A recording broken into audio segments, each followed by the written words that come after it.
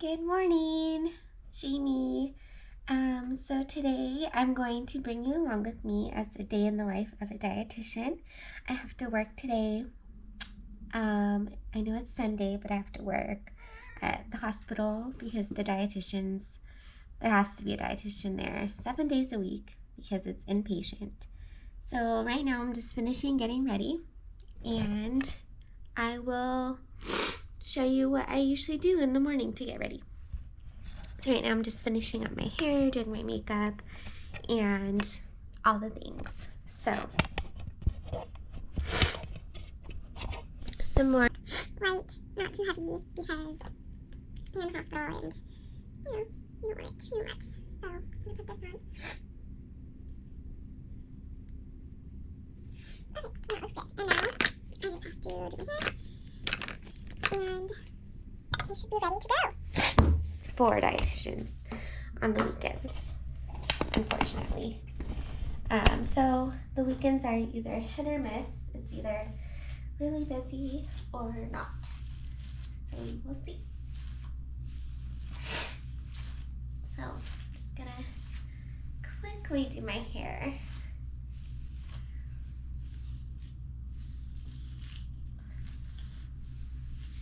And I'll catch you in a bit because I'm gonna do my hair and then see you in a bit.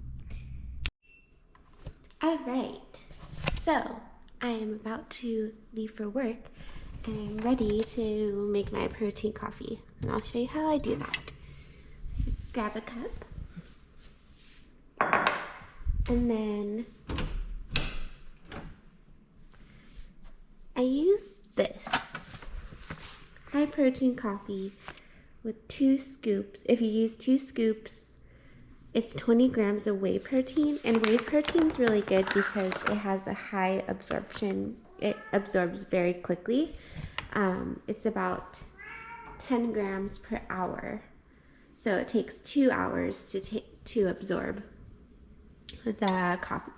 Versus other proteins may take longer, like casein or something like that.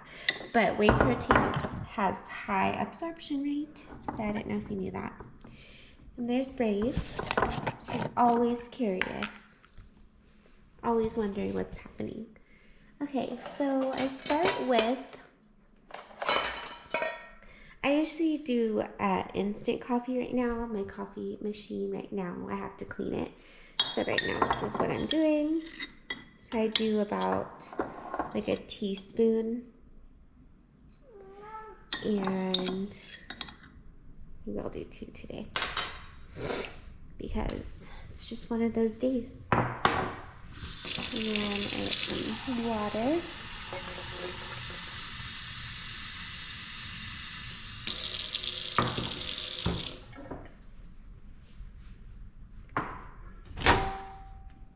So this is a quick way to make coffee.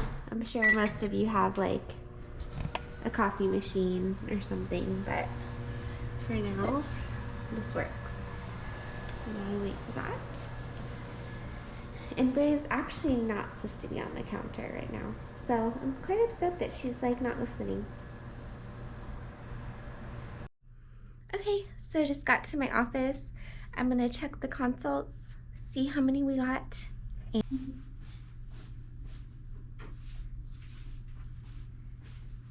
Alright, so far,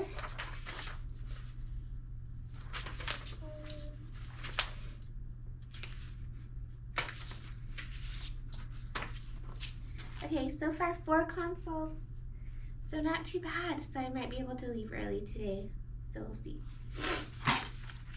how that goes.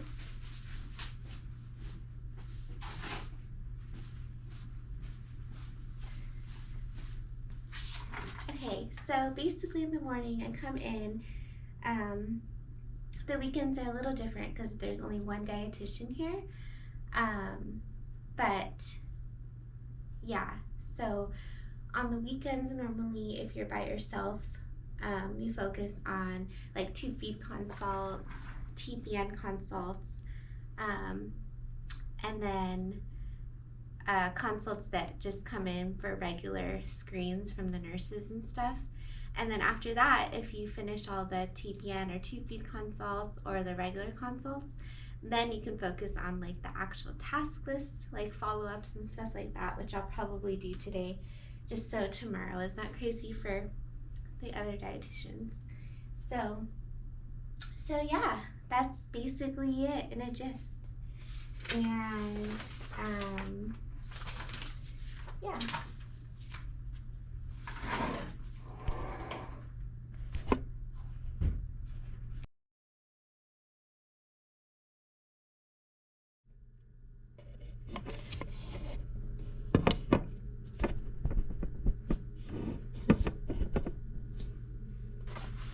So I'm assessing this patient, doing a follow-up for TPN.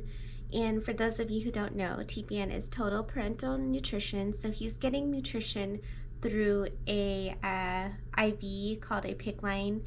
And he's basically getting all his macronutrients because his GI tract is not functioning correctly. He has hypokalemia. He has complications from a previous colostomy surgery that was created. And so I'm assessing his follow-up to see his labs today, to see if his phos is normal, his potassium and stuff like that.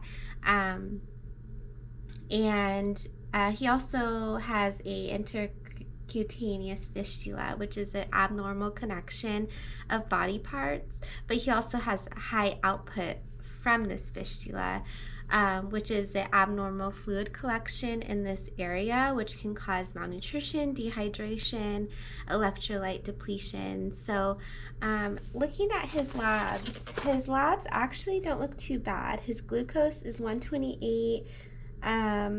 His calcium's low, his albumin's low, but his albumin, that's normal. He's in an acute state. And his phos, which is something that you look at when somebody's on TPN, is the phos, potassium, magnesium, which are indicators of the syndrome called refeeding syndrome if they're low. However, his phos today is 3.3, so very good. He's not currently refeeding. This will be day 4 of TPN. The goal is for him to get him to goal rate, and then he will go home on TPN. So that will be the goal. And so today, he's not at goal rate yet, but I think we can get him to goal rate today. And in other news, I got an omelet from the cafeteria. Look how big this is. Like, am I really gonna eat this? I mean, I might, but it's huge. So we'll see. It's always important to eat breakfast. Okay, so I just had a new consult come in from trauma to start tube feeds. And it was this one guy, I don't know his age, but it just came in to start trickle feeds. He is status post motor vehicle accident.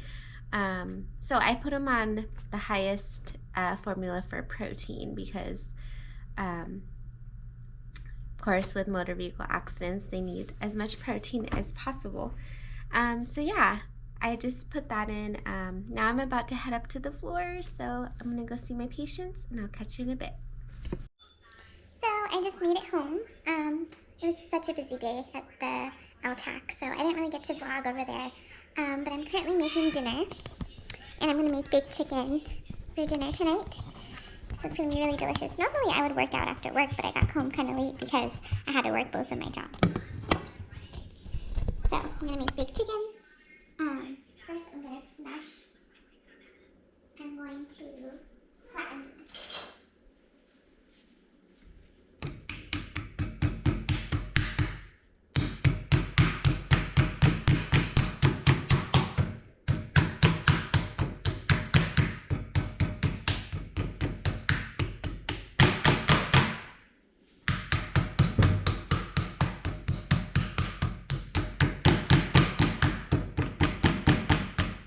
I'm going to heat the oven up.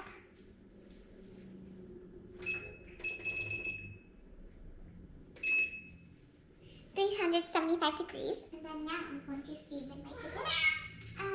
Let's see, probably with paprika, some